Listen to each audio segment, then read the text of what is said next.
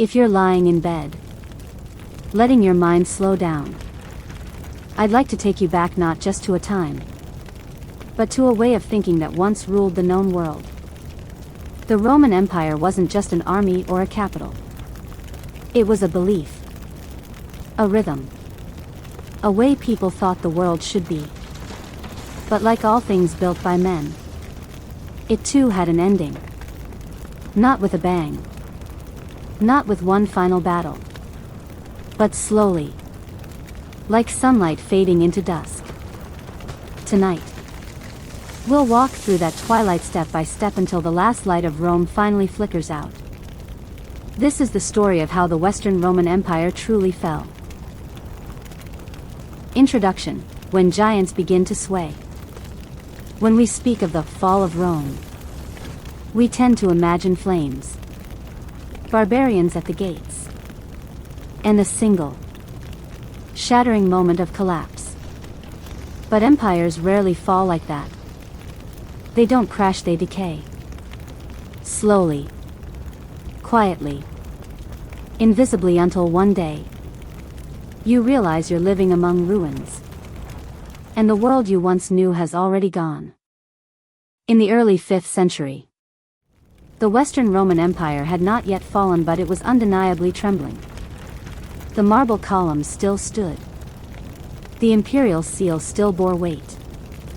And the senators still met in grand halls. But beneath that noble facade, the empire was rotting.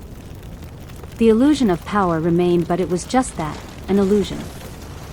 The story of this twilight is not about a single event or a single emperor. It is about patterns long, grinding process of political instability, economic strain, cultural shifts, and external threats. It's the story of how one of the greatest civilizations in history began to forget what had made it great. Brick the fragile foundations of power. At the heart of the empire's trouble was political instability. Gone were the days of Augustus or Marcus Aurelius, when emperors were statesmen and generals, chosen with some semblance of order. By the 5th century, the Western throne had become a prize fought over by military commanders and political manipulators.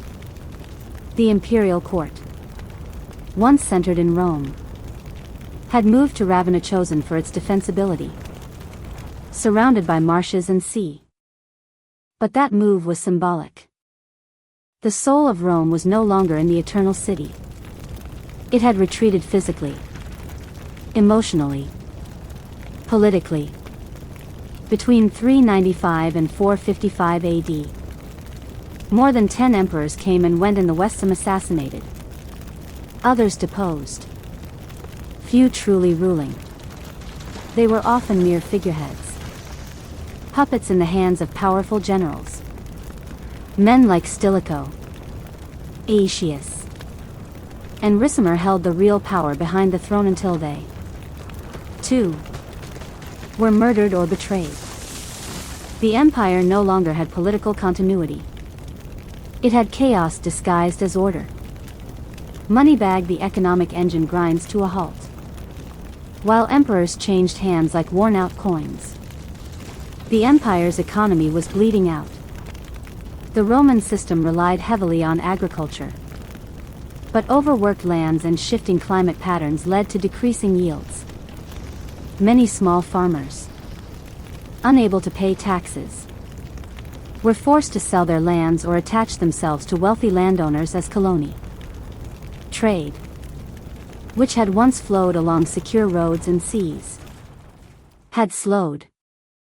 Piracy was common, and some regions were cut off entirely during times of war or unrest. The once thriving urban marketplaces grew quieter. Gold and silver grew scarce, and emperors responded by debasing the currency, causing rampant inflation. Meanwhile, military costs soared. As threats increased, so did the need for troops, yet Rome could no longer afford them. And so, the empire turned more and more to foederata, foreign soldiers who were granted land or payment in exchange for service. But this was not a sustainable solution. These troops were expensive. Worse, their loyalty was shallow. Crossed swords, the army that no longer believed. The Roman legions had once been the pride of the empire, a disciplined force drawn from citizen soldiers who believed in Rome. But by the 5th century, things had changed. Many Roman citizens no longer enlisted. Instead, the military became increasingly filled with foreigners, Goths, Franks, Hunswoe were recruited not for patriotism, but for pay. This wasn't necessarily a problem at first. Many of these men were skilled warriors. But as their presence grew, they began to wield real political influence. Commanders of foederati became kingmakers. One day, they defended the empire. The next, they dictated its policies. Some even turned their armies against the state that had hired them. And as more Germanic leaders were granted high-ranking positions, the lines between Rome and its enemies began to blur. Roman commanders could no longer trust their armies to be truly Roman because increasingly, they weren't. Houses society under strain. Beneath the upper echelons of power, the daily life of the Roman population was also changing. Urban centers, once the hallmark of Roman civilization, were in decline. Many cities shrank in population as security deteriorated and the economy collapsed. The gap between rich and poor widened. The senatorial elite became more insulated, retreating to private villas and fortified estates. Meanwhile, the lower classes bore the brunt of taxation and instability. Bread and circuses were no longer enough to keep the masses satisfied. Religion also played a role in reshaping society. Christianity had become the official religion of the empire by the end of the 4th century. While this unified many under a common spiritual identity, it also shifted attention away from civic duty and imperial ideals. The gods of Rome, Jupiter, Mars, Venus, had once symbolized the strength and destiny of the state. But now, with temples empty and bishops powerful, the empire no longer saw itself as divine. It saw itself as temporal and possibly temporary. The turning fire, the sack of Rome. 410 AD. If there was ever a moment when the Roman illusion shattered, it was in the year 410 AD. On August 24th, the unthinkable happened. The city of Rome was sacked by the Visigoths, led by King Alaric. It had been nearly 800 years since Rome had fallen to a foreign enemy. And now, the capital of an empire that had once ruled the known world was looted over the course of 3 days. But what truly struck the Roman people and the world was not the physical damage. It was the psychological collapse. Rome, the caput mundi, the head of the world, had always been thought invincible, eternal. To see it violated shook the foundations of belief. Saint Jerome, writing in Bethlehem, described it best: the city which had taken the whole world was itself taken. Though the Visigoths did not destroy the city completely, the sack sent a clear message: the Western Empire co. The sack also revealed another grim reality: Rome had long ceased to be the real center of imperial power. The emperors had been residing in Rav. When the empire could no longer protect its own namesake, how could it protect its future? Balance scale: the fall of Stilic. Just a few years before the sack of Rome, the Western Empire had one last capable general, Flav, a half-vandal and a military genius. Stilicho had long served as the de facto ruler of the West under Emperor Honorius. He negotiated with barbarians, held the frontiers together, and stabilized the fragile empire through a delicate balance of force and diplomacy. But in 408 AD, still, his death sparked anti-Germanic riots across Italy, where wives and children of foederati soldiers were slaughtered. In response, Thousands of barbarian troops deserted the Roman army and joined Alaric's ranks. In a single political move, Rome lost its most competent defender and armed its enemy. The lesson was clear: Rome was now capable of sabotaging itself better than any barbarian army could. Compass disconnected provinces, disintegrating identity. At the same time, the outer provinces of the empire were breaking away, not in rebellion, but through neglect and survival. Britain, long a distant and expensive frontier, was effectively abandoned by Rome in the early 5th century. The local Romano-British elites were told to fend for themselves. No reinforcements would come. No tax relief. No soldiers.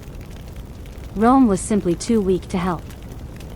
Elsewhere, in Gaul and Hispania, local leaders began making their own arrangements with invading tribes. The Franks, Suebi, and Alans were not just enemies, they became settlers. Rome granted them foedus, treaties, that gave them land and partial autonomy, hoping to maintain some control. But every treaty like this chipped away at Roman sovereignty. These regions, once proud outposts of Roman culture, began to drift. Their loyalty was no longer to the distant emperor, but to their local bishop, warlord, or tribal chief. The idea of Rome as a unifying identity was cracking under pressure. The glue was no longer sticking. Latin remained. Roman law remained, but the belief in the empire was fading. Church religion and the rise of the spiritual Rome. As the political Rome declined, a spiritual Rome rose in its place. Christianity, which had once been persecuted, was now dominant. By the 5th century, the bishops of Rome, soon to be known as popes, held immense influence, both spiritually and politically. The collapse of centralized authority left a vacuum that the church was eager to fill. Instead of emperors, people now turned to bishops for guidance, justice, and community organization. In many towns, the local bishop was more powerful than any Roman official. While the imperial court faltered, the church grew stronger. In this way, the fall of Rome did not mean the end of order, it meant a transfer of moral authority.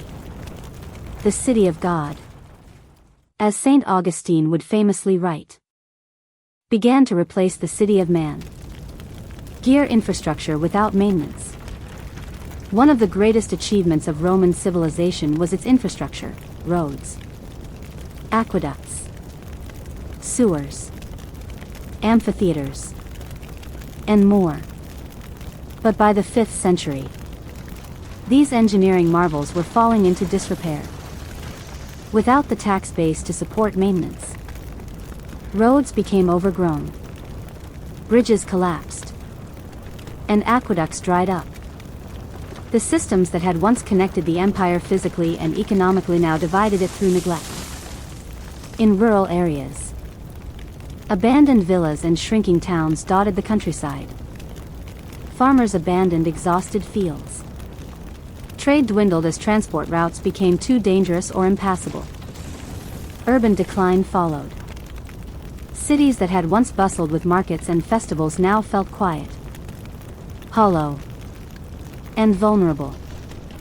Many towns became mere shadows of their former selves, ghosts with walls. Chart decreasing the decline of civic engagement. Perhaps one of the most subtle, yet profound, causes of decline was cultural exhaustion. In the Republic and early Empire, Roman citizens had taken pride in public life. Civic duty, military service, and participation in governance were integral to Roman identity. By the 5th century, that spirit had faded. The Senate was largely ceremonial. The common people were cynical or apathetic. Elites withdrew from public life to focus on private wealth and estates. There was no longer a collective vision for the empire. Rome still functioned, but no one truly believed in it anymore. It was not a military collapse. Allenite was the collapse of meaning. Rome as a museum of itself. By the mid-5th century, Rome had become less of a functioning capital and more of a monument to itself. Though still populated, the eternal city was now a city of memories, grand but fading. Its walls still stood, but the pride they symbolized was crumbling. Visitors spoke of the echoing emptiness in its once crowded forums, of fountains that no longer flowed, of theaters where no voices sang. The heart of the Western Empire no longer beat in Rome, might now beat faintly in Ravenna, Mediolanum, modern-day Milan, or even Carthage, where the Vandals had claimed a new power base. Some elites still clung to the dream. They recited Virgil, debated Cicero, and upheld rituals that had long lost relevance. But even among the aristocracy, there was resignation. They fortified villas, not for pleasure, but for defense. Their wealth was no longer invested in public works but in private survival. The empire that had once built for eternity now built for emergency. World map: the Western world without a Western center. While the Eastern Roman Empire centered in Constantinople retained stability and resources, the West had become increasingly fragmented. Its borders were no longer clearly defined. Were the Visigoths in Gaul Roman allies or occupiers? Were the Vandals, who now ruled North Africa, governors or invaders? What did it even mean to be Roman anymore? The very concept of Rome was under debate. Was it a place? A people? A political system? A religion? Different groups answered differently. For Christian bishops, Rome was spiritual authority. For generals, Rome was a chain of command and opportunity. For the Eastern Emperor, Rome was a legal inheritance. For the common people, Rome was whatever still kept the roads open and the grain flowing. This ambiguity was fatal. When a shared identity dissolves, cohesion follows. Repeat button: the empire repeats itself as farce. By the 460s, the Western Empire had become a stage on which old rituals were repeated but hollowed of meaning. Emperors were still crowned. Edicts were still issued. Armies were still raised. But increasingly, these actions had no teeth.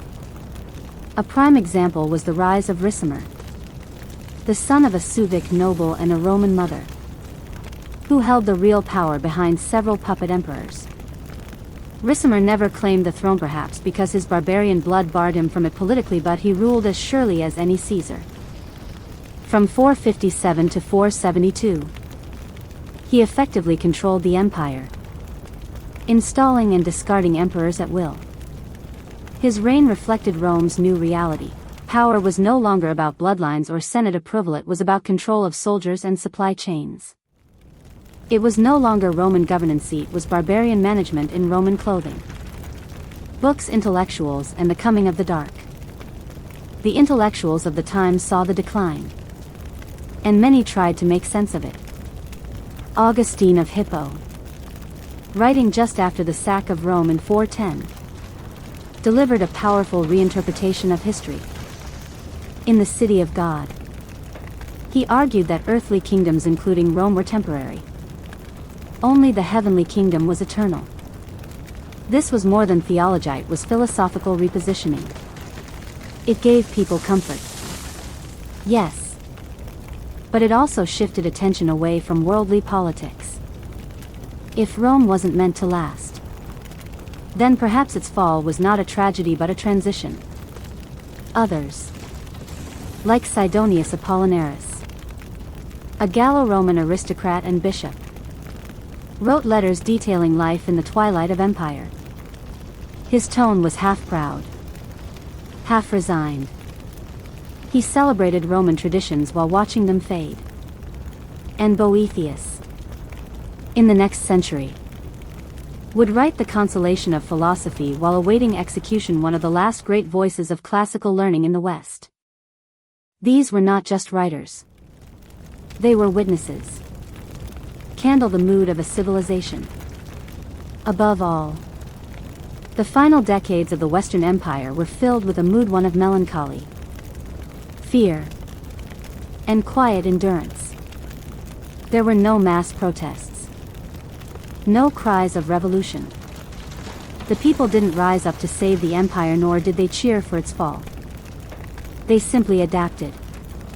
They paid taxes to whoever controlled the city gates. They prayed. They farmed.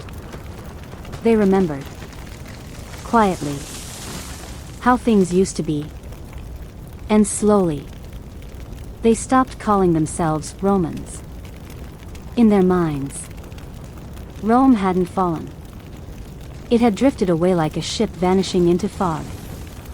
The flags might still fly, but the wind was gone. Stop signed the closing of an era. By the time Romulus Augustulus took the throne in 475 AD, everyone knew it was theater. He was a child. His father, Orestes, was the one truly in charge. And less than a year later, a Germanic general named Odoacer marched into Ravenna, deposed the boy emperor, and sent the imperial insignia to Constantinople. It was a symbolic gesture, but a powerful one. The West would no longer have its own emperor. The Eastern emperor would rule in name, but the Western provinces would be governed by kings, bishops, and warlords. There were no parades, no final battle, just silence. An empire had ended not with fire but with forgetting. Blue Book Final Reflection: Why the Fall Still Matters. The fall of the Western Roman Empire wasn't a moment, it was a mood. A process. 1,000 small losses. It teaches us that even the strongest systems are fragile when belief disappears. That empires fall not just when enemies invade, but when ideals decay. When people stop seeing themselves as part of something greater. The walls crumble even if they still stand. Rome, in all its splendor and complexity, had reached its twilight. The sun hadn't set yet, but the shadows were growing longer every day. In the chapters ahead, we'll walk into that darkness and learn what came after. Crossed swords, a crown of paper, the emperor's final days. The middle of the 5th century was a time of rapid decline and political chaos in the Western Roman Empire. At its head stood Emperor Valentinian III, a ruler not remembered for glory or reforms but for weakness, indecision, and ultimately, his assassination. Valentinian came to power young, and for much of his reign, others ruled for him.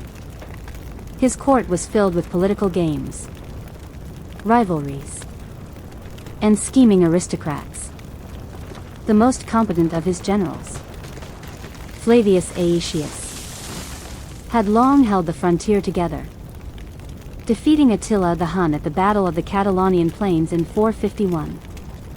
But even Aetius would fall victim to politics. In 454 AD, Valentinian murdered Aetius with his own hands, believing him to be a threat to his authority. A year later, Valentinian himself was assassinated in a Roman park by Aetius' former bodyguards. With his death, the last vestiges of coherent leadership died with him. There was no clear successor. The imperial court splintered. No one commanded the loyalty of both the Senate and the military. Power became something to be taken, not earned. Passenger ship: the Vandal sack of Rome, 455 AD. Just 3 months after Valentinian's assassination, a storm arrived not from within Rome, but from across the Mediterranean Sea. The Vandals, a Germanic tribe who had settled in North Africa and taken control of Carthage, sailed a fleet toward Italy under their king, Genseric. Rome had no real military defense. The few loyal legions were far away, and the Foederati were unreliable or outright hostile. The Pope himself, Leo I, went to meet Genseric outside the gates. According to tradition, he negotiated for the city to be spared destruction. The Vandals agreed not to burn the city, but they looted it methodically. For 2 weeks, Rome was stripped of treasure, art, sacred vessels, and even citizens. Thousands were taken as slaves. The city was left shaken, plundered, and humiliated. It was no longer a symbol of dominance. It was vulnerable, and the world knew it. Ice cube cold silence from the east, while the Western Empire staggered. The Eastern Roman Empire in Constantinople looked on with cautious distance. Emperor Marcian of the East refused to intervene during the sack of Rome. His logic was pragmatic: the West was unstable, and any involvement could entangle the East in endless wars with barbarian tribes. The East had its own enemies, its own court intrigue, its own priorities. For many in the West, this silence felt like betrayal. They still believed in Roman unity, but the East had effectively written off the West as a dying branch on a diseased tree. This geopolitical divorce, quiet but decisive, signaled the true beginning of the end. The Western Empire was on its own. DNA rise of the kingmakers. In the absence of real emperors, generals and barbarian warlords began filling the power vacuum. Men like Ricimer, a Germanic military commander, held the reins of the empire without ever taking the throne. Ricimer couldn't be emperor because of his barbarian ancestry, but he installed puppet rulers and disposed of them when they failed him. Between 456 and 472, Ricimer deposed or appointed at least 3 emperors. Each reign was weaker than the last. The Senate had become a ceremonial shell. Even the emperors themselves knew they were symbolic. In this new Rome, power came not from the purple robe but from controlling the troops who could keep or kill you. Balance scale Rome without a spine, puppet emperors and hidden masters. After the sack of 455 AD, the Western Empire entered a phase so unstable that historians often refer to it as the Age of Shadows. Not because records are lost, but because leadership was lost. Enter Ricimer, the real power behind the Western throne from 456 to 472. A Germanic warlord and military commander, Ricimer was both indispensable and unacceptable. As a non-Roman, he could not legally claim the imperial title, but he didn't need it. His sword was enough. He became a kingmaker, choosing emperors who would serve his interests, then disposing of them when they outlived their usefulness. His first puppet was Avitus, a senator from Gaul. But Avitus relied too heavily on Visigoth support, and when the public revolted, Ricimer turned on him. Avitus was captured, forced to become a bishop, and likely murdered shortly after. Next came Majorian, perhaps the last emperor with genuine ambition and ability. Majorian tried to restore Roman authority in Gaul and Hispania, reform the army, and rebuild the navy to challenge the Vandals. For a brief moment, there was hope. But Ricimer grew uncomfortable with Majorian's independence. In 461, he had him arrested and executed. Hope died with him. Derelict housed the ghost of Roman law. While emperors came and went, institutions of law still functioned on paper. Edicts were issued, coins were minted, titles were granted. But the reality on the ground was different. Local governors and bishops began ruling as de facto kings. Roman legions no longer responded to imperial orders, they responded to whoever paid them. In provinces like Gaul, Roman law was still cited, but local councils followed Germanic custom. In Hispania, the Suebi and Visigoths were carving up Roman territory and settling permanently. The line between Rome and not Rome became impossible to draw. Rome hadn't fallen. It had evaporated. Shield the rise of the new lords.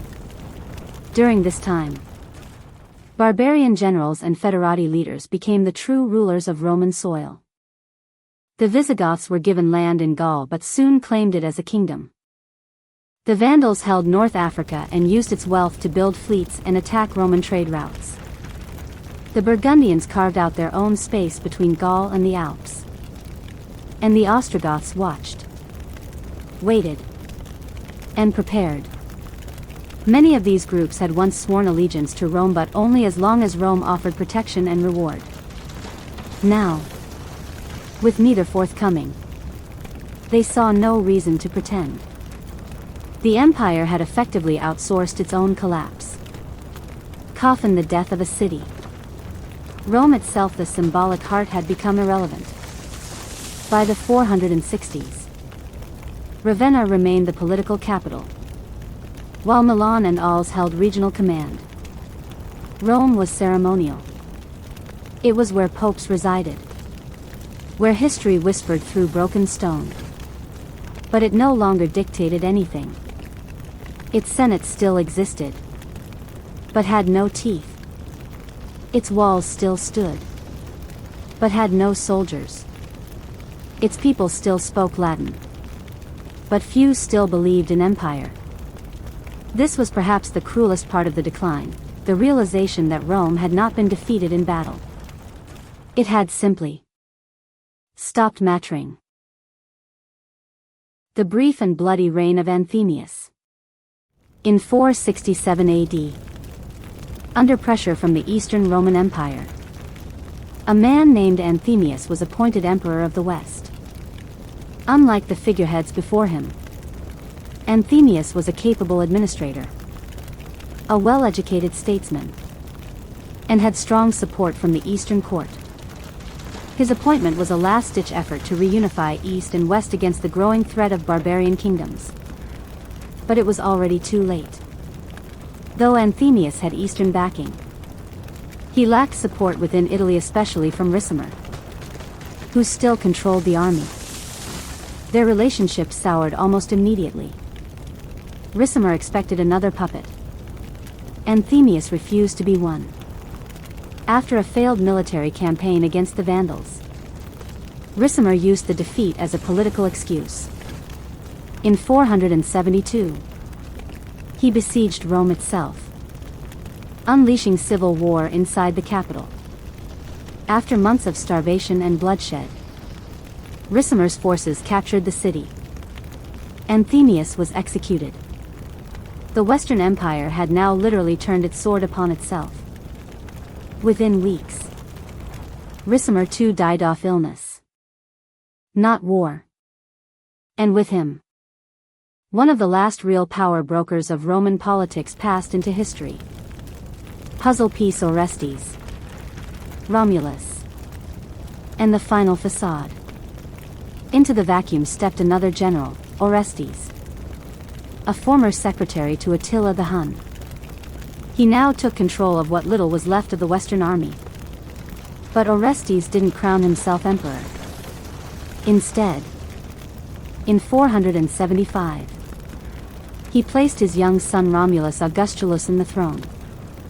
A teenage boy, with no power, no military experience, and no popular support. His name was a tragic coincidence, Romulus, the legendary founder of Rome, and Augustus, the first true emperor of the empire. It was as if history itself had written a closing signature.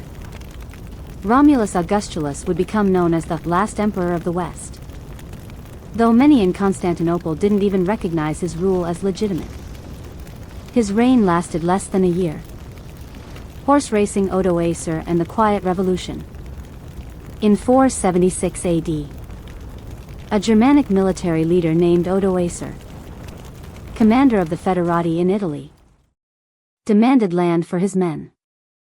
When Orestes refused, Odoacer marched on Ravenna. Orestes was captured and executed. Romulus Augustulus, still just a boy, was spared but deposed. Odoacer did something unprecedented. He didn't crown a new emperor. Instead, he sent the imperial regalia to the Eastern Emperor Zeno, with a message. There was no need for two emperors. The West could be governed from the East.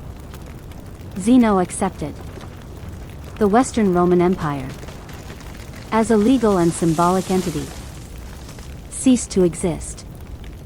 There was no war, no grand funeral, no final speech. It ended in a letter. Candle what remained. Odoacer ruled Italy as king, though he claimed to be governing in the name of the Eastern Emperor.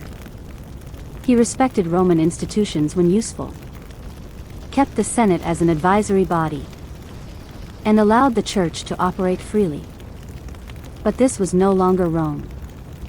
There was no emperor, no empire, only kingdoms. In the minds of many Romans, the empire had died long before. But 476 AD gave the decline a date. It gave historians an anchor, a moment to point to and say, here is where it ends. Graduation capped the meaning of the turning point.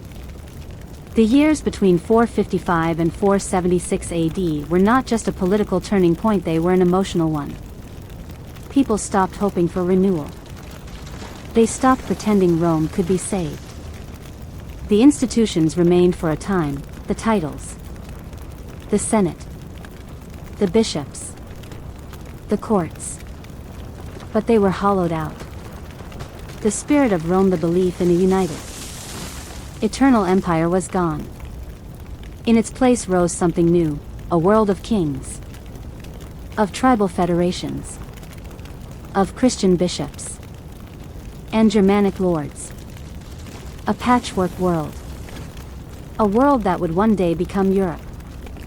The fall was complete not with fire, but with forgetting. Not with noise, but with numbness. Receipt closing reflection. What was lost? What was gained? The fall of the Western Roman Empire was not the end of civilization but the end of a world. Gone was the shared Roman identity that stretched from Scotland to Syria. Gone were the structures that had held vast regions together, the roads, the laws, the ideals. But from those ashes came transformation. New kingdoms would rise. New languages. New cultures. Christianity would spread. Feudalism would emerge. Cities would be reborn. Rome would live on it in emperors, but in memory. Not as government, but as legacy and history. Like the Tiber River, flowed on. Introduction. When history repeats as reality. By the mid-5th century, the Western Roman Empire had already endured centuries of war, corruption, and economic decay. But through it all, Rome, the eternal city, remained a symbol. It had been sacked once before in 410 AD by the Visigoths. And though the psychological blow was deep, the city recovered. Many believed that was a once-in-a-millennium catastrophe. But then it happened again. In 455 AD, just 45 years after the first sack, the city of Rome was once again invaded, this time by the Vandals. And this time with no pretense of glory. What unfolded was not just a military failure, it was a spiritual collapse. For the people of the empire, this was the moment they realized there would be no second Renaissance. Rome would not rise again. Fire, a murder, and a power vacuum. The sequence of events that led to the sack of 455 began, like so many Roman tragedies, with assassination. Emperor Valentinian III, already weak and politically isolated, had killed his own general Aetius, Empire's last great defender, in a paranoid move in 454. Not long after, Valentinian himself was murdered in a public park by Aetius' former guards. His death was not met with outrage or resistance. The court simply scattered. No clear successor existed. The throne was vacant. In the chaos, a powerful Roman noble named Petronius Maximus seized control. He married the emperor's widow and tried to establish himself as legitimate. But he was not respected, had no military support, and ruled for only 11 weeks. His greatest error was provoking the Vandals. Crossed swords, Genseric and the Vandal invasion. The Vandals, under King Genseric, had established a powerful maritime kingdom in North Africa. They controlled Carthage, a vital trade city, and had built a navy capable of threatening Italy itself. Years earlier, Genseric had arranged a marriage alliance. His son was to marry Valentinian's daughter. But when Maximus took power, he broke that promise. Genseric, furious, launched an invasion.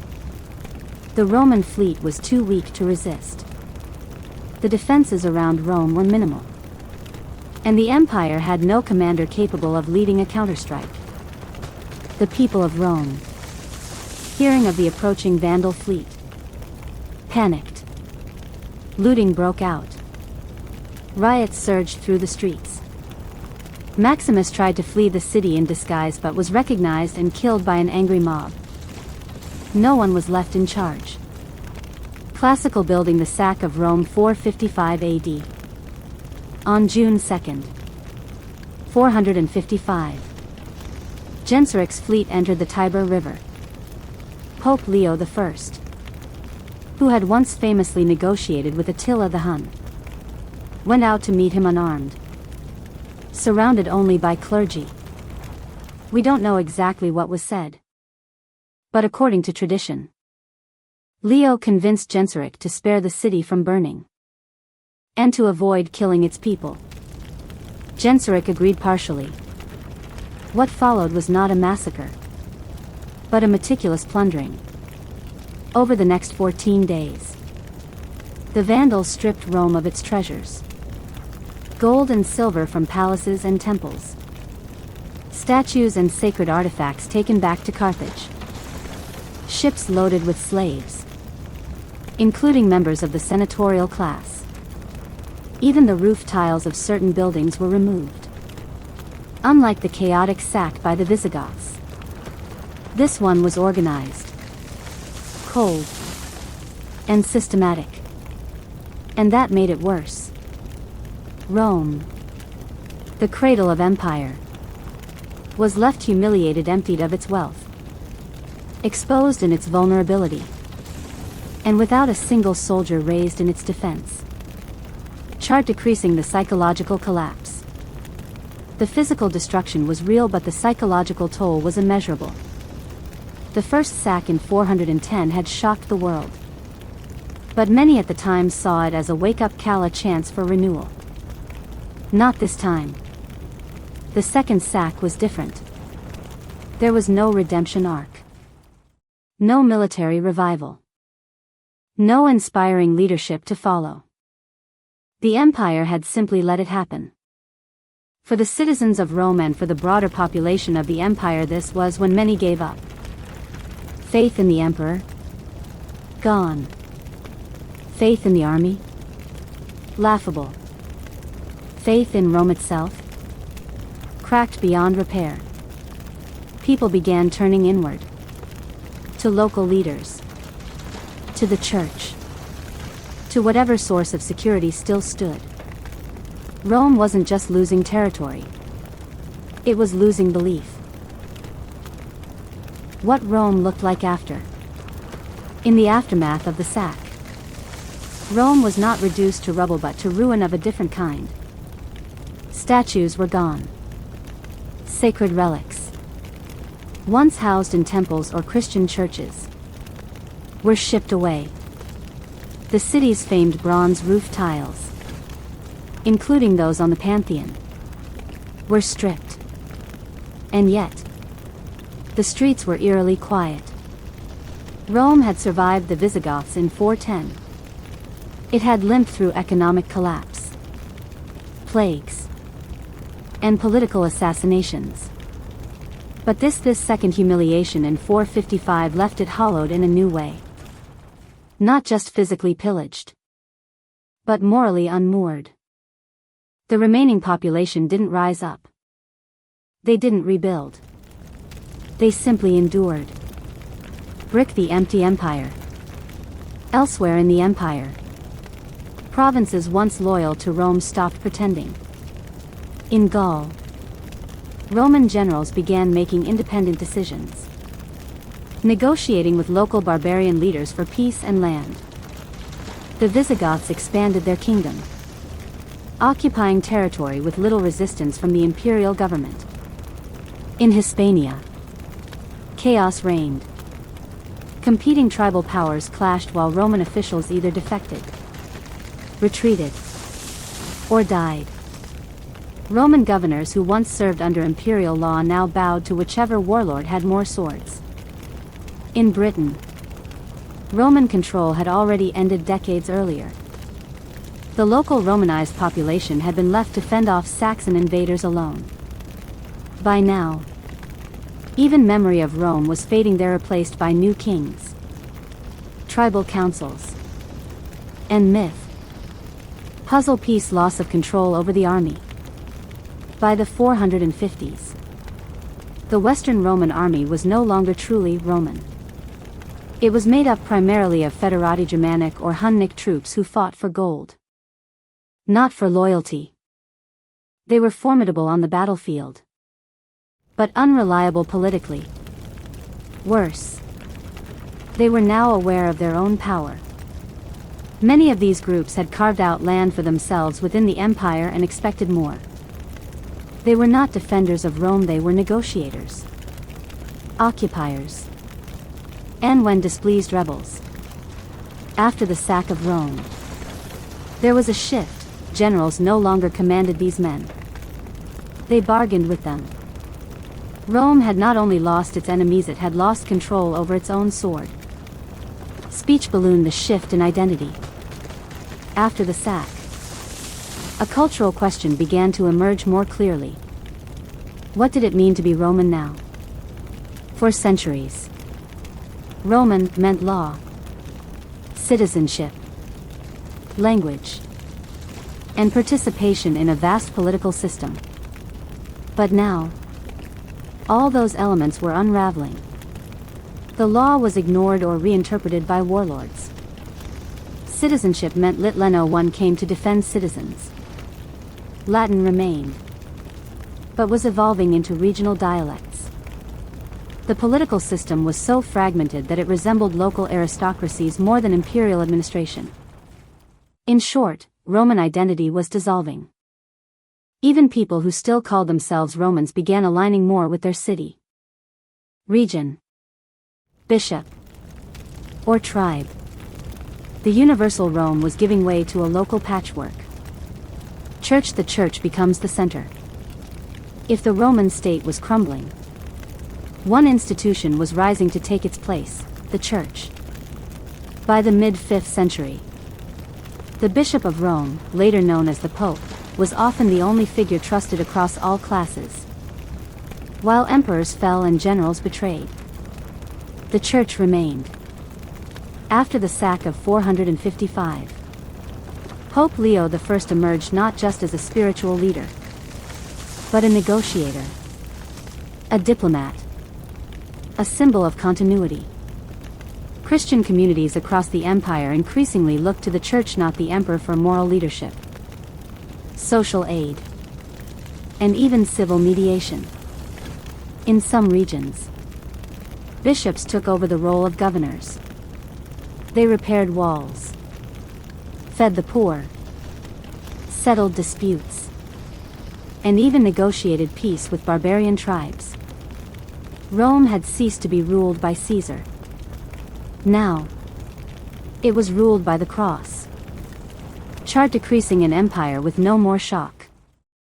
One of the most chilling results of the 455 sack was how unshocked the world became. Just 45 years earlier, the sack of 410 had caused panic, debate, and deep reflection. St. Augustine had written The City of God in response. Cities across the empire had fasted and mourned. But in 455, there were no such outpourings. The emperor was already dead. The Senate was powerless. Constantinople had no intention of helping. The people of the Western Roman Empire had stopped being surprised. That was the most telling sign of all. Collapse was no longer a threat. It was the air they breathed. Rome reflected in its own ruins. After the Vandal sack, the Roman elite didn't rebuild grand monuments. They didn't launch a massive public works project. They simply left physically and psychologically. Wealthy families abandoned their city homes for fortified countryside villas. Estates became miniature kingdoms, operated with private guards and local peasants. These weren't just retreats, they were signs of surrender. The aristocracy had given up on the state. Even the Senate, once the most prestigious body in the Western world, became ceremonial. It passed few laws, held no sway, and its members were more concerned with survival than governance. Its debates were hollow, its traditions theatrical. Rome had once been an idea. Now it was a memory. World map, a world without Rome. As Rome faded, new power centers emerged. The Franks in northern Gaul, led by Childeric and soon his son Clovis, were laying the groundwork for what would become France. The Visigoths in southern Gaul and Hispania were establishing a kingdom with their own laws and Roman administrators. The Vandals in North Africa were now a naval power, leveraging Rome's former provinces for their own commerce and strength. In Italy, various Germanic commanders began to divide the land among their troops, each carving out control in regions the empire once ruled. The Western Roman Empire still existed in maps, in titles, in coins, but it no longer functioned. It had become, in effect, a placeholder for a dead order, brain intellectual retreat, and the age of preservation. Among Rome's last defenders were not soldiers but scholars. In the face of political collapse, many intellectuals turned to preservation rather than innovation. They copied texts, safeguarded libraries, and retreated into monasteries or church communities. This was the beginning of what we now call the transmission of classical knowledge, the process by which Roman thought, law, and philosophy were slowly carried forward into the Middle Ages. But it was also a silent admission: the world was changing. And these men no longer believed they could stop it. They could only record it. Performing arts, a civilization that could not save itself. The Western Roman Empire didn't fall because it lacked buildings, or food, or even soldiers. It fell because it had no will to unify. There were still legions scattered and uncoordinated. Still officials corrupt or powerless. Still citizens resigned and quiet. But no one believed that the empire could be made whole again. That psychological collapse, the moment when people stop believing in the system, is always the true breaking point of any civilization. And in Rome, that moment came after 455. The sack by the Vandals wasn't just a surprise attack. It was the first event in Roman memory that no one even tried to stop. Candle a quiet ending. It's telling that no grand chronicler wrote a final chapter in this era. No emperor made a speech like Cicero. No poet penned a final epic. Rome didn't go out with fire. Like Pompeii. It faded. Like a candle flickering its last. By the time the last Western emperor Romulus Augustulus was deposed in 476, many had already moved on.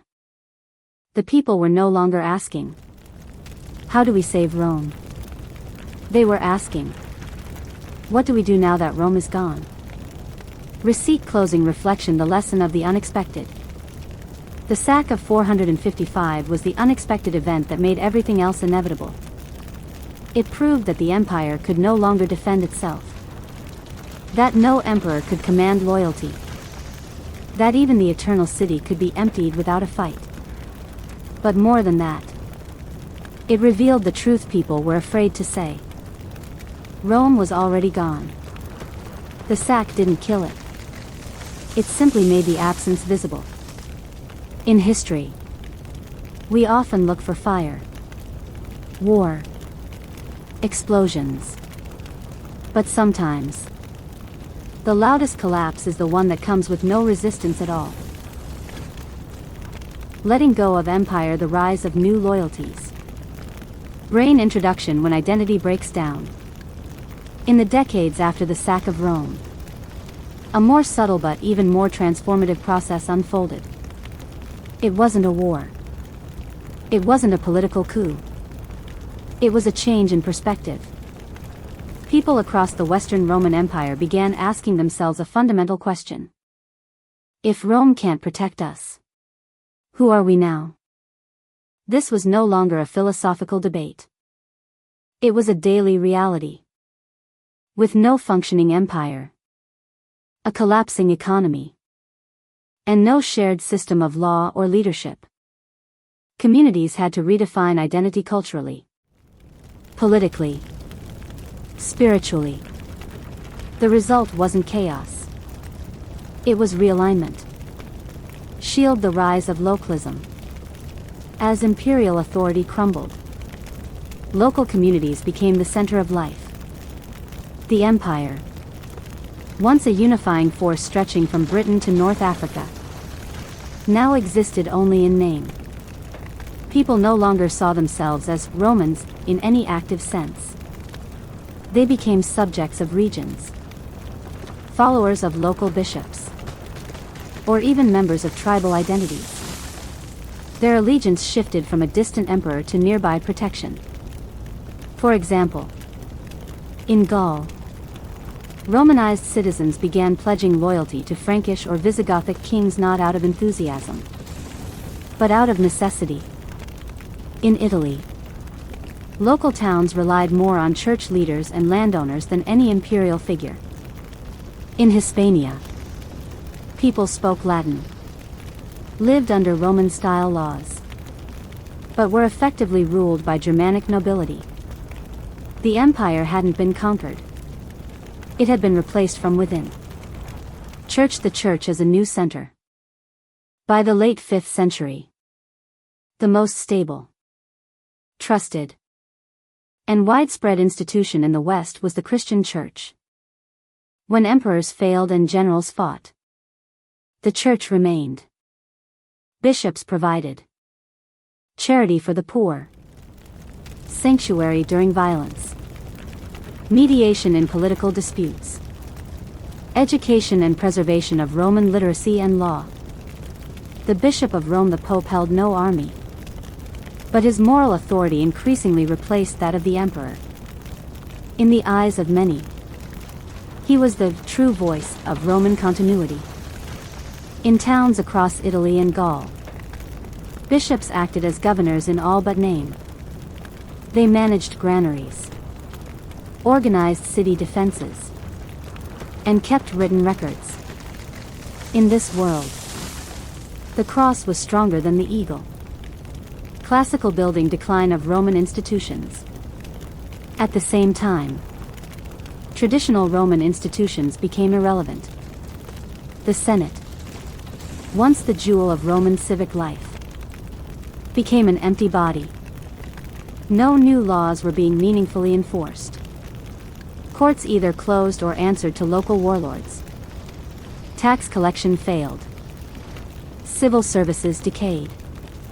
Aqueducts broke. Roads went unmaintained. But none of this happened in a dramatic way. There were no announcements. No declarations. People simply stopped looking to Rome for solutions. The empire became a ghost in the background. Even the Latin language began to change. In rural areas, Classical Latin evolved into local dialects, which would eventually become French, Spanish, Italian, and others. As central schools disappeared, education became rare and inconsistent. People still prayed in Latin. Bishops still wrote in Latin. But the spoken language of daily life was shifting, mirroring the fragmentation of empire into cultural regions. Art, architecture, and literature followed the same path, Roman in inspiration, but slowly infused with Germanic, Celtic, and Christian symbols and styles. The Roman identity wasn't destroyed. It was being reinterpreted. A new map of power.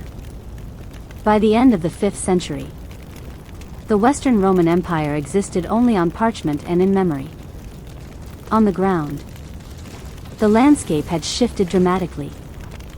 The empire had fragmented into smaller, self-governing territories that often retained Roman features, but no longer claimed to be Roman in loyalty or law.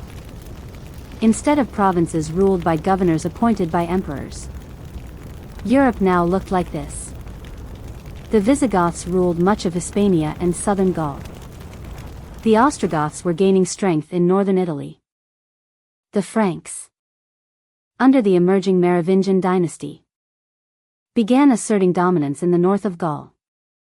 The Burgundians, Suebi, and Alemanni established control in various parts of Central Europe. In each of these regions, rulers claimed authority not from Rome, but from conquest, lineage, and divine favor. Bow and arrow kings instead of Caesars. The very idea of leadership changed. The Roman emperor had once been a distant, semi-divine figure. His word was law. His armies were vast. His authority came from centuries of tradition, law, and imperial symbolism. Now, kings emerged who ruled by very different means. They were often warrior chiefs, judged not by their administration, but by their ability to protect and conquer. Their power was personal, not institutional. Their courts were mobile. Their power enforced by oaths, not laws. This model fit the times. In an unstable world, people trusted those who could lead men in battle, hold land, and feed their followers, not bureaucrats writing decrees in Latin. The idea of imperial law was replaced by local custom and the judgment of the king. Hindu temple Christianity redefines authority. At the same time, the church offered a competing and more consistent vision of authority. In a world of collapsing borders and shifting allegiances, Christianity offered permanence. Its truths didn't change with emperors. Its hierarchy remained, even expanded. And most importantly, it offered hope of salvation beyond political ruin. This was deeply appealing to a population watching the material world fail them. More and more, Christian values replaced classical Roman virtues. Duty to God over duty to state. Charity over civic pride. Eternity over glory. Humility over heroism. This wasn't a rejection of Rome. It was an evolution. The church preserved much of Rome's language, structure, and law but placed it inside a heavenly framework. The Roman Empire had failed. The Roman faith had not. Scroll education becomes ecclesiastical. With the collapse of centralized Roman education systems, monasteries and cathedral schools became the new guardians of knowledge. Secular literacy plummeted. Aristocrats once trained in rhetoric, law, and philosophy now learned to read scripture if they were literate at all. The church preserved Latin, but it was a sacred Latin, not a civic one. Meanwhile, classical literature was no longer read widely outside monastic communities. Figures like Virgil, Cicero, or Tacitus survived only because monks copied their works by hand, often without understanding them fully.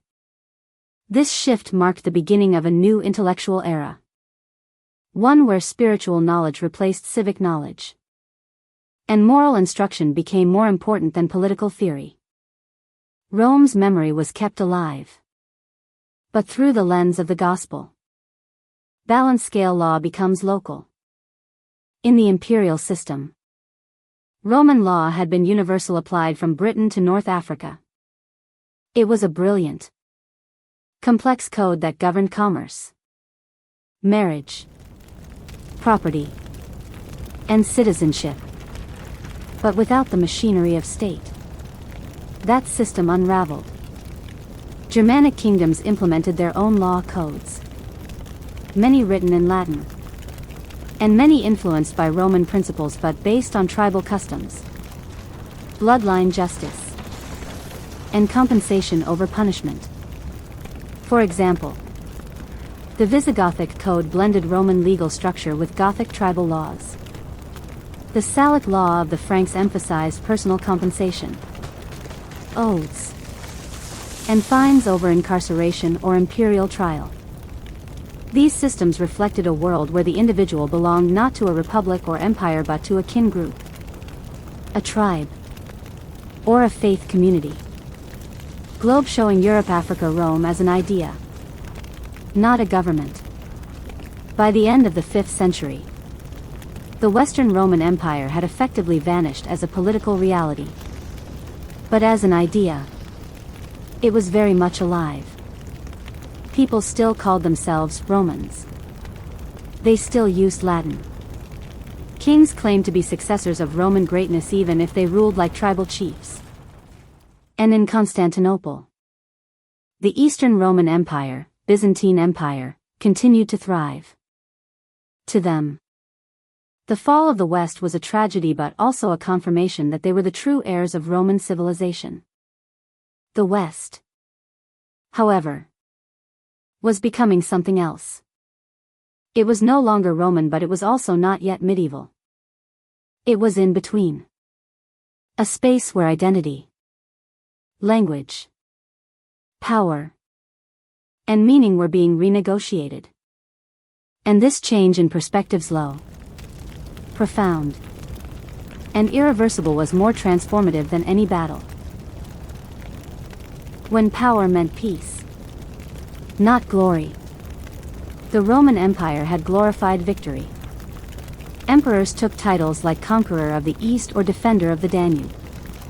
Public art celebrated military triumphs. Statues and coins were filled with symbols of power. But in the post-imperial West, a new value rose to the surface: peace. After decades of war, instability, and betrayal, people began to prize leaders who could keep a village safe, not expand a frontier. A good ruler wasn't the man who built aqueducts or conquered Gaul, it was the one who fed his people and didn't burn their homes. Power was still about strength, but strength used to protect, not project. This shift was essential. It signaled a mental departure from empire thinking. Instead of a world striving to be like Rome, people now began to strive for security, survival, and salvation. Repeat button. The cyclical view of history. Rome had once promoted a linear view of progress from republic to empire to eternity. The narrative was one of growth, expansion, and destiny. But in the aftermath of collapse, a cyclical worldview took its place, heavily influenced by Christian theology. The world was no longer on a straight path to greatness.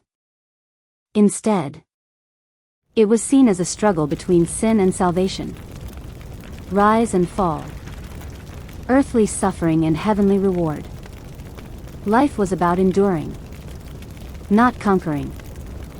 This wasn't pessimism. It was a different kind of hope, one that looked beyond politics. St. Augustine's City of God perfectly captured this transition. He argued that all earthly kingdoms, even mighty Rome, were temporary. Only the kingdom of heaven endured. This new mindset changed everything. It prepared the population to let go of empire and to build something new. Railway track, the end of a shared infrastructure. Perhaps one of the most practical signs of this change in perspective was the collapse of shared infrastructure. Roads that once connected cities crumbled. Bridges were no longer maintained. Regional trade collapsed into local barter economies. The once unified grain supply from Africa was gone. North Africa now belonged to the Vandals. Without imperial maintenance, cities shrank. Travel became dangerous. Commerce became limited to a day's walk or a small riverboat. The Roman worldview had depended on scale, one system, one law, one empire. Now, people saw the world as a collection of isolated circles. Your world was your village, your lord, your church, your harvest. It wasn't worse, it was just smaller. Castle, the seeds of feudalism. From these shifts emerged the early seeds of feudal society. Landowners became protectors. Peasants traded labor for safety. Oaths replaced contracts. Honor and loyalty replaced bureaucratic law. The Roman model had been citizenship and state. The post-Roman model was personal ties and obligation. This was not chaos, it was reconstruction. A new order, built from the ruins of the old. It wasn't until centuries later that this new world would be called medieval. But its foundations were laid in these decades through new loyalties, new worldviews, and a total shift in how people understood power. Blue Book Final Reflection: when the past stops being a guide. The most dramatic shift of all was this. For the first time in over 1,000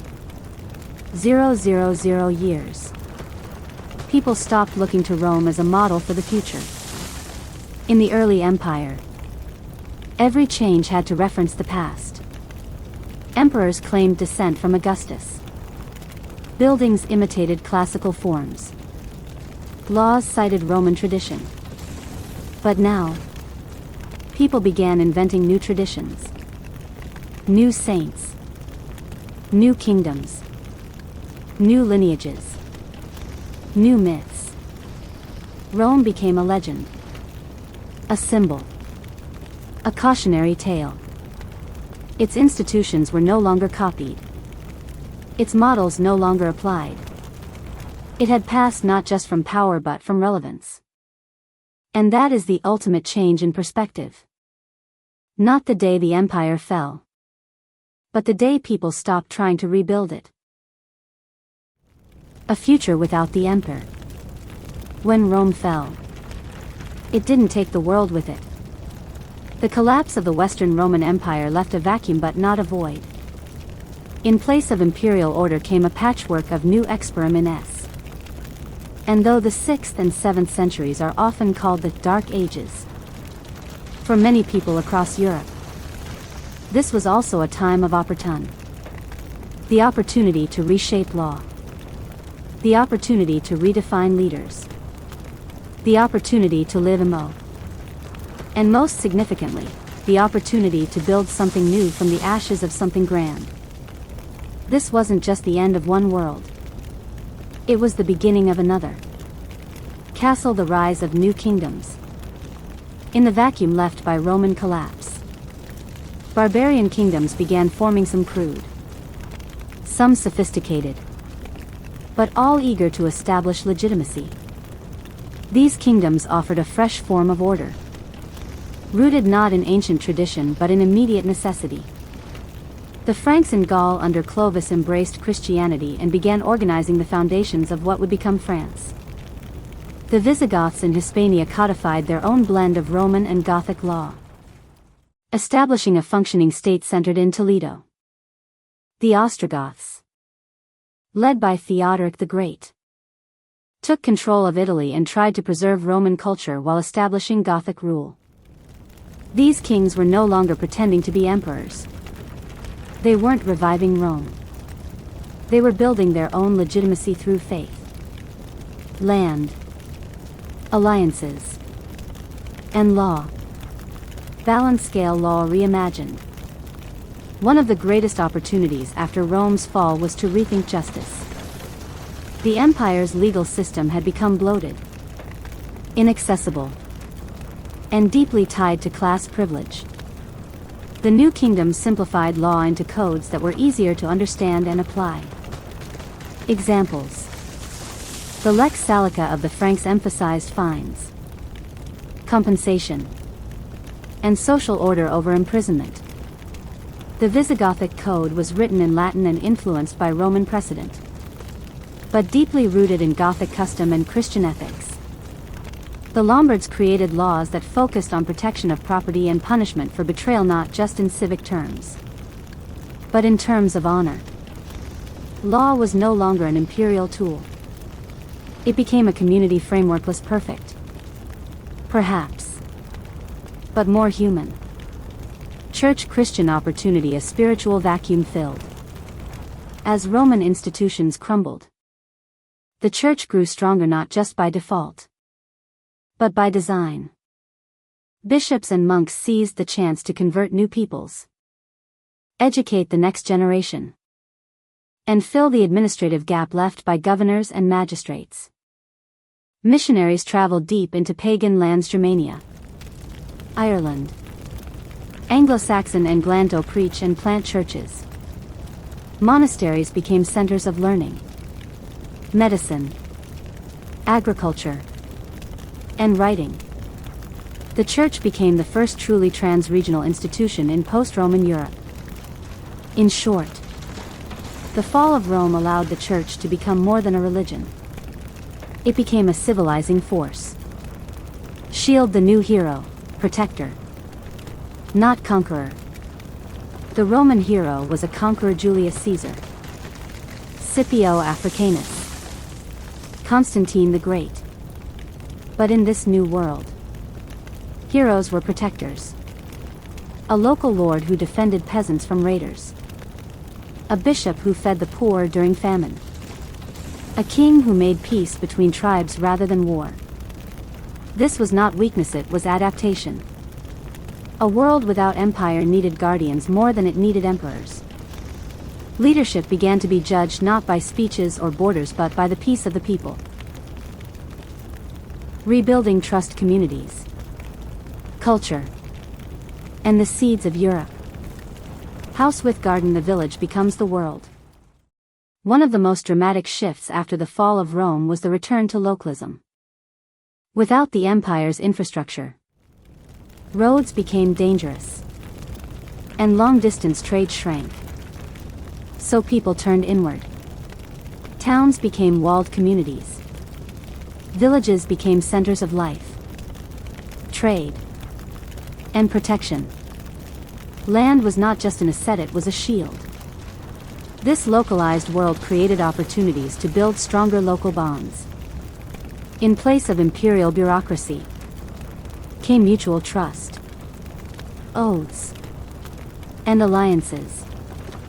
You didn't rely on a distant governor, you relied on your neighbor, your lord, your bishop.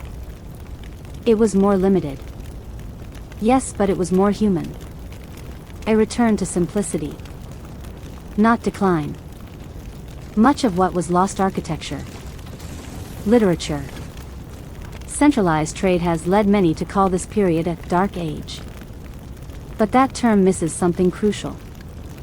For many people, life became more stable after Rome's collapse. The burdens of imperial taxation, conscription, and forced labor disappeared. Farmers owned or worked land more directly.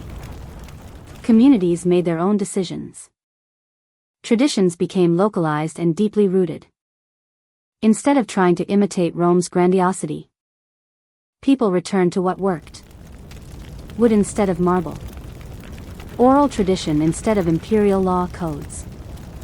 Seasonal rhythms instead of empire-wide calendars. In this world, survival was success. And from that stability, new ideas began to grow. Thread cultural hybridization, the real renaissance begins.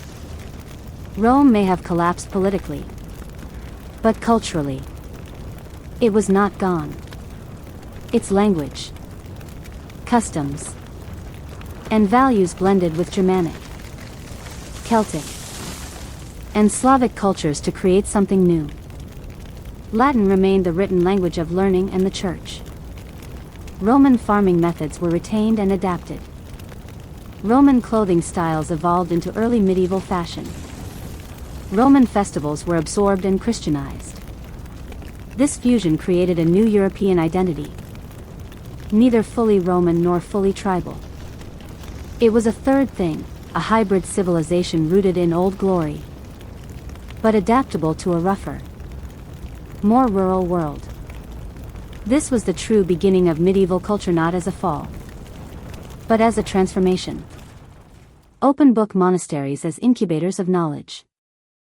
With the collapse of Roman education, monasteries became the libraries of Europe. Monks copied classical texts by hand, preserving Latin literature, law, and philosophy. Monastic schools taught reading and writing, sometimes the only schools left in a region. Scribes kept calendars, medical texts, agricultural guides, and chronicles of events. These quiet institutions, often built far from cities, preserved the DNA through its darkest storms. It was here, in candlelit scriptoria, that Rome's intellectual legacy was filtered, translated, and reborn. Globe showing Europe, Africa, the idea of Christendom begins to form. But by belief, Rome the empire had ended. Rome the idea lived on in the church.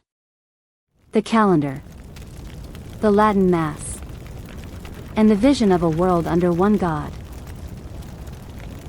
Planting the future legacy through rebirth. Building construction, the rebuilding of political structures. While the Roman system of provinces and emperors disappeared, a new political logic began to emerge, one based on land, loyalty, and lineage. Land was now the most valuable currency.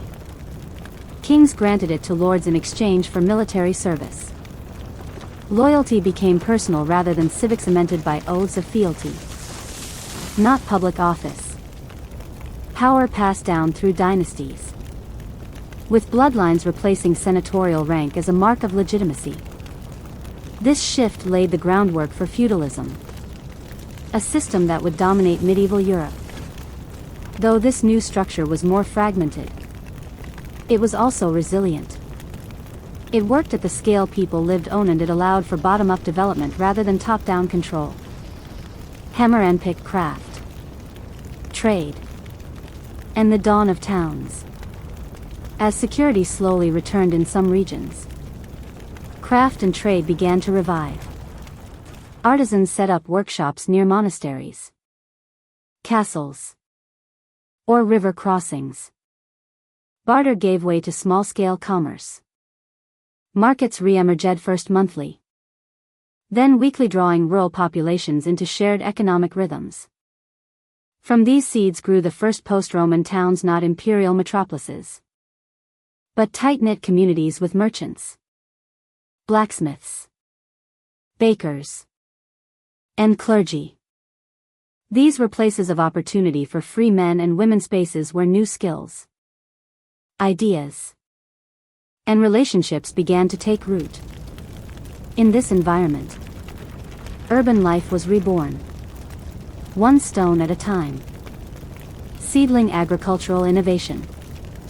With fewer taxes and local control, agricultural life became more innovative and adaptive. New plows allowed deeper tilling in colder soils.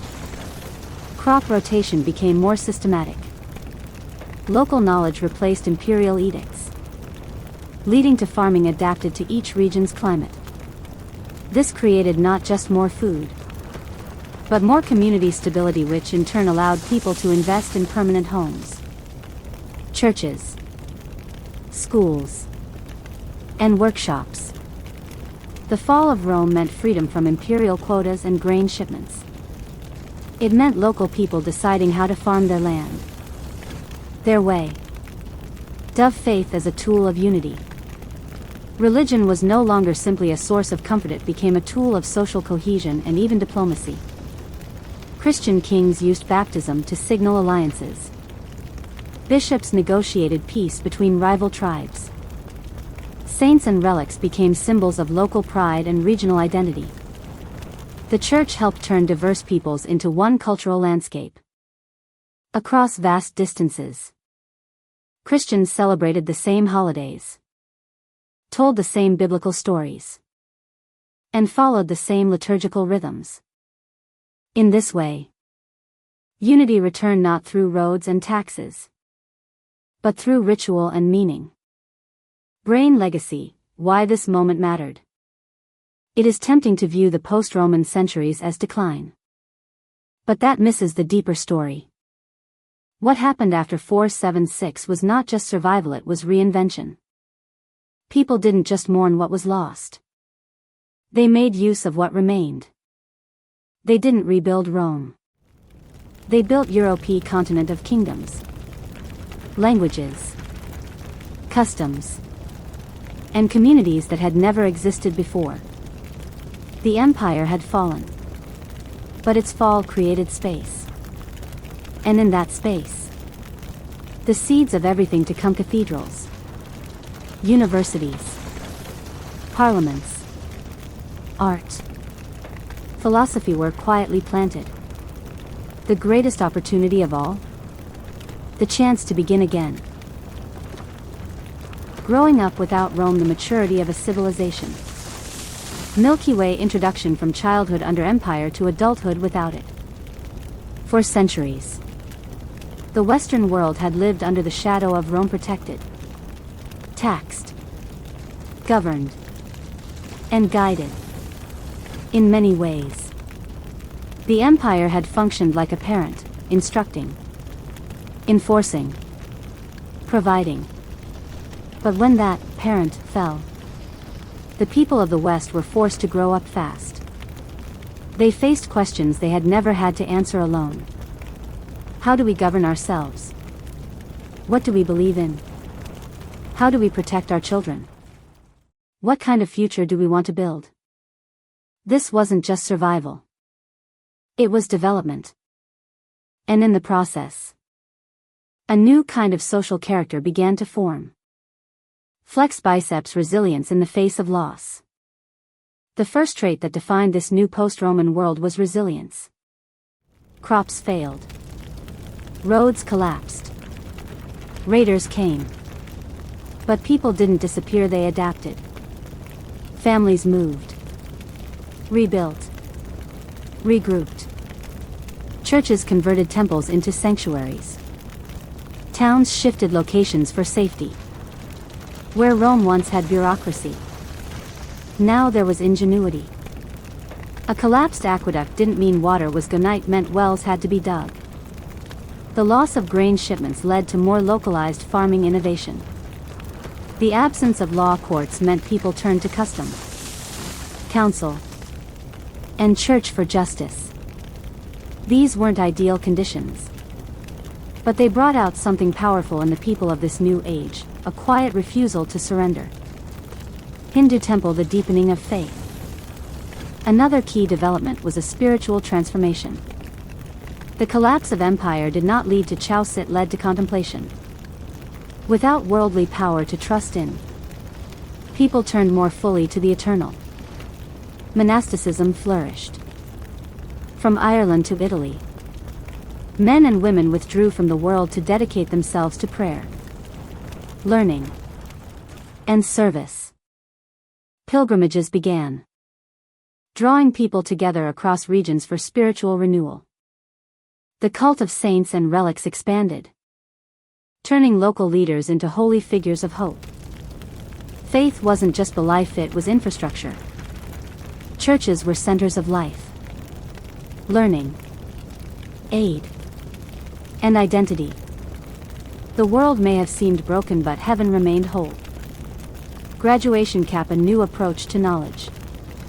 The Roman approach to knowledge had focused on rhetoric, law, philosophy, and architecture, all rooted in civic life and service to the state. But after the collapse, a new kind of intellectual curiosity arose. Knowledge was now sacred, aimed at understanding divine truth. Monasteries became universities in seed form, preserving texts, debating doctrine, studying nature. Learning was done slowly, painstakingly, not for wealth or office, but for insight and faith.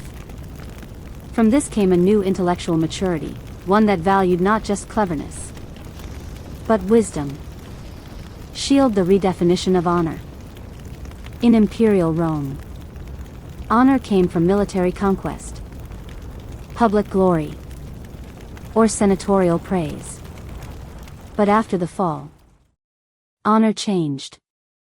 Now, to be honorable was to protect your kin from harm, to keep your word, especially in a world where trust was all you had, to serve your community, often at great personal cost, to uphold faith, even under persecution or hardship.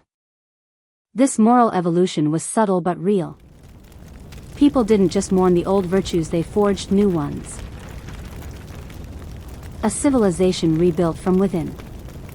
DNA loyalty as a new form of structure. In the imperial system, allegiance had been vertical: citizen to emperor, soldier to state. After the fall, that chain broke. What replaced it was horizontal loyalty, oaths made between people, not institutions. Lords and vassals forged mutual responsibilities: land for service, protection for allegiance. Peasants pledged loyalty to local nobility in exchange for security and land use.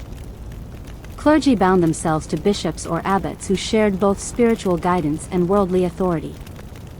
This was not yet feudalism in its full form, but it was its moral foundation: trust as currency. And out of these bonds emerged the architecture of medieval order, not imposed, but chosen through need and relationship. Candle, the maturation of the Church. By the 6th century, the Christian Church was no longer just a faith, it was an institution of governance, education, charity, and diplomacy. Bishops were often more powerful than local counts. Monasteries managed vast estates, employed workers, and administered justice. The papacy, though still evolving, was gaining international influence. What made the Church unique wasn't just power, it was stability. Where kings fell, popes endured. Where towns burned, monks rebuilt. The Church taught the West something Rome had struggled to deliver: how to endure change without losing identity. Brain literacy and the rise of memory culture. As literacy became rarer outside of clerical circles, oral tradition returned, but in a refined form.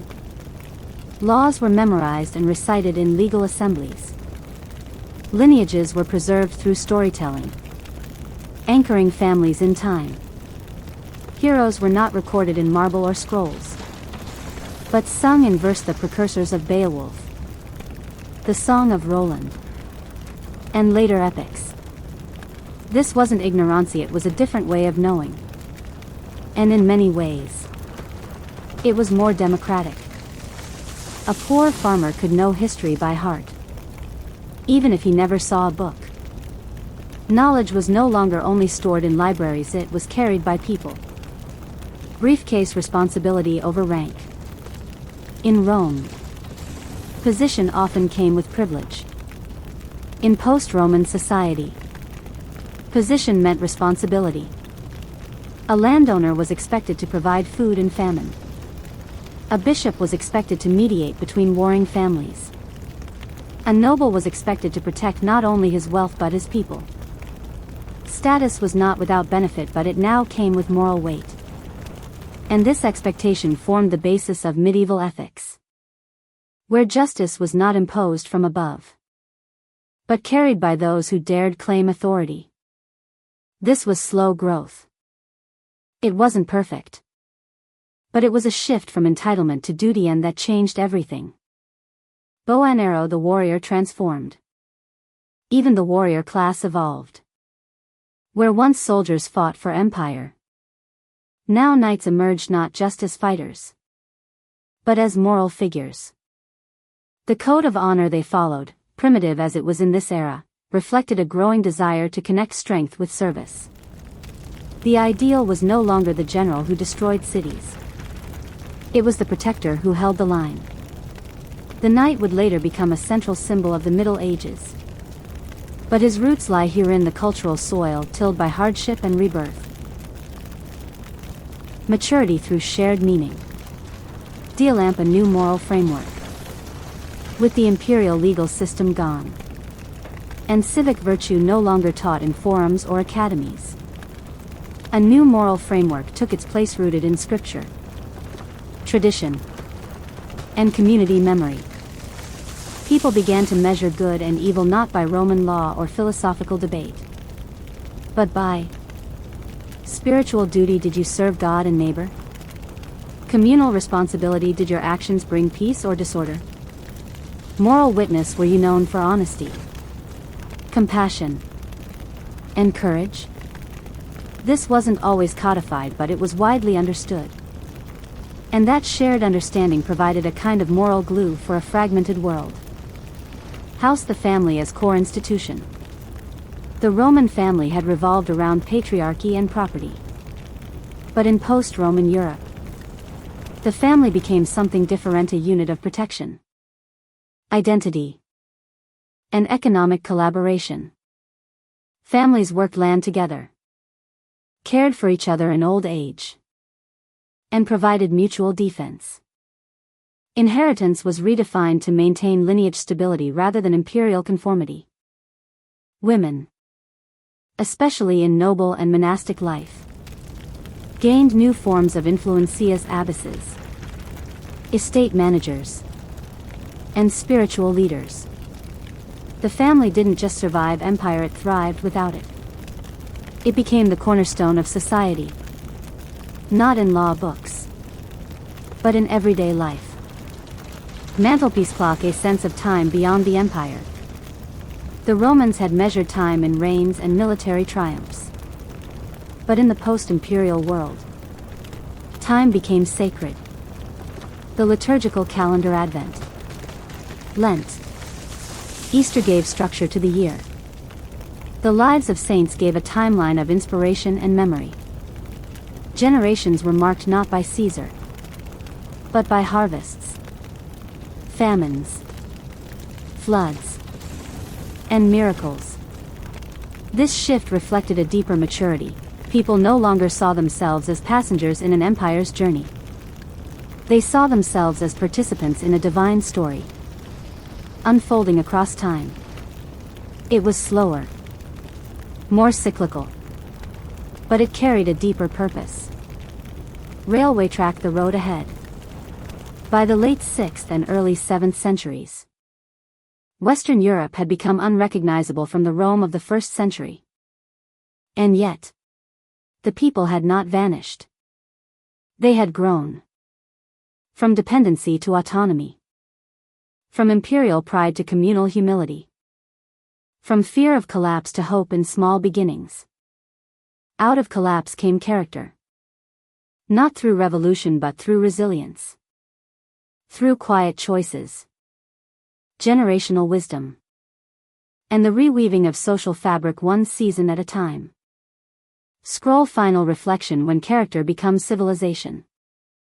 Rome was a civilization of stone roads. Laws. Walls. Baths. What followed was a civilization of spirit built in hearts. Homes. And habits. The fall of the empire did not destroy the West. It forced the West to become something else. And in that becoming, it forged values that would last longer than any emperor. Faith. Because nothing else seemed stable. Responsibility. Because help wasn't coming. Community. Because no one could survive alone. Wisdom. Because history had humbled the proud. This was no longer Rome. But it was, undeniably, civilization.